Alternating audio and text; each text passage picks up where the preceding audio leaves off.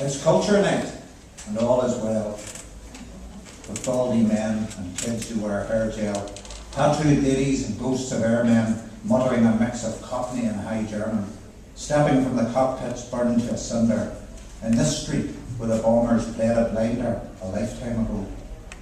No distinction in fates when the corpses stack up in the municipal baths. It's perfect. It's over. You can all go now. The bars are still open, still time for a row. The wise thoughts I have are far too rare to let them out in the cold night air. But leave your number at the back of the hall, and I swear when I have one, I'll give you a call. Tonight is culture.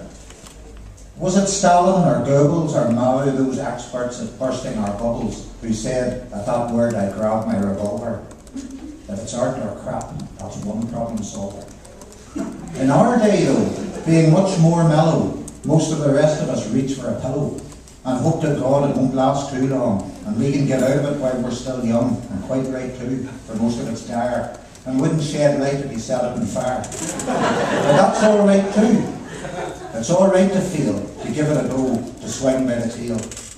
We imagine communities, invent them from nothing, and then find that they were there all along, just waiting for us to give them a name and give ourselves too a sense of the same. It's not true that art makes nothing happen, though what it makes may be coarse and misshapen and clumsily reaching for something true, with gestures and touches that we can't construe and laugh at because we're sophisticates. For what people want are statues or maskets that might represent what they're trying to say from depths of hurt or heights of ecstasy. But human life is scared. My blood still runs cold in this room with people who know me of old. Some know the truth of this grown-up facade. The wee boy who stammered, made trouble, was bad, was good, and wanted to write and did, and went away and found he was back where he started. I'm happy to be there, or here, or wherever there's people who know him and ghosts who remember. That's me. All is well. The music fades, the suns failed again with the lowest grades. And in the Arts Council where McNeice wrote Snow, or where Paul Muldoon said McNeice wrote Snow, there is still the drunkenness of things being various, for world is more spiteful and gay than one supposes. There is more than glass between the snow and the huge roses.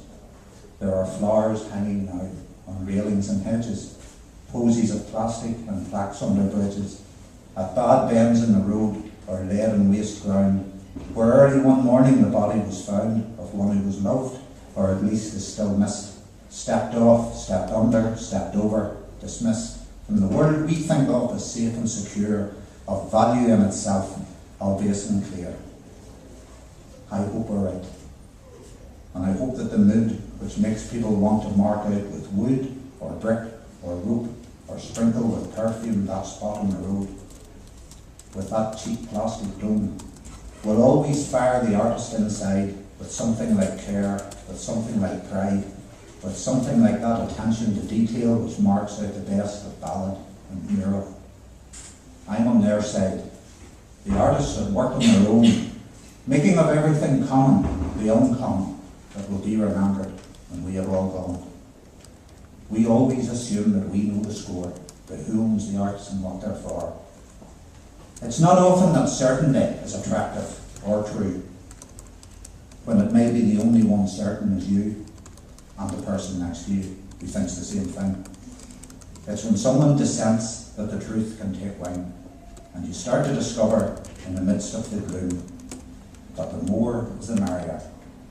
Let 1,000 flowers bloom.